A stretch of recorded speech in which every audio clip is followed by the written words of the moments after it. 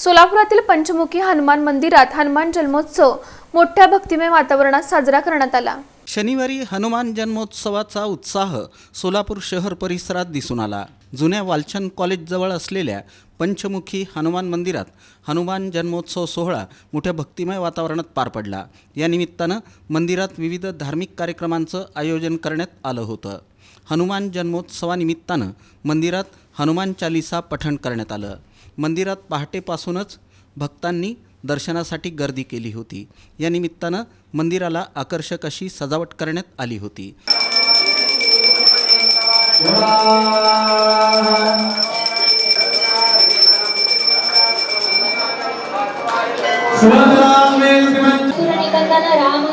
अष्टसिद्धि नवनिधि की दाता असबर दीन जानकी माता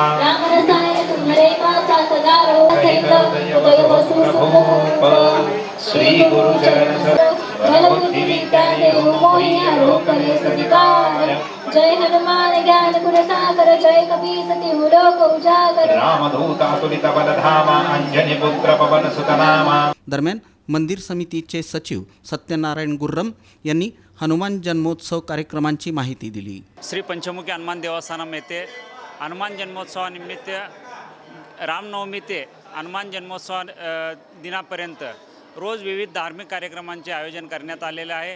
काल म्हणजेच हनुमान जन्मोत्सवाच्या पूर्वसंध्येस 64 प्रकारच्या विविध रसांनी युक्त अभिषेक करण्यात आला। यावेळी भाविक मोठ्या संख्येने उपस्थित होते।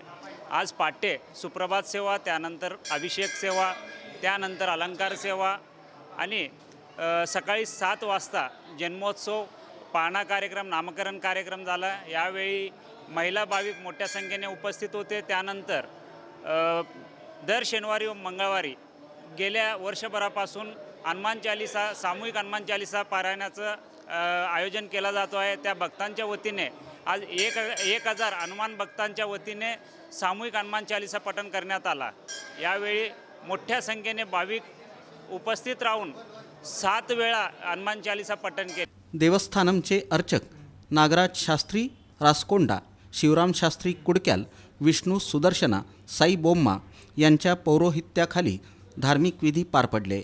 यावेळी मंदिर समितीचे अध्यक्ष राजमहेंद्र कमटम, सचिव सत्यनारायण गुर्रम, सदानंद गुंडेटी, यादगिरी बोम्मा, सुधाकर सिंगम, जगदीश कर्रे, लक्ष्मीनारायण गुर्रम, प्रकाश इप्पलपल्ली, राजकुमार गुजर, श्रीनाथ चिंताकिंदी, पवन बोम्मा, प्रवीण इप्पलपल्ली, वैभव गुर्रम, वेणुगोपाल गुंडेटी, श्रेयश गुजर आदी उपस्थित होते।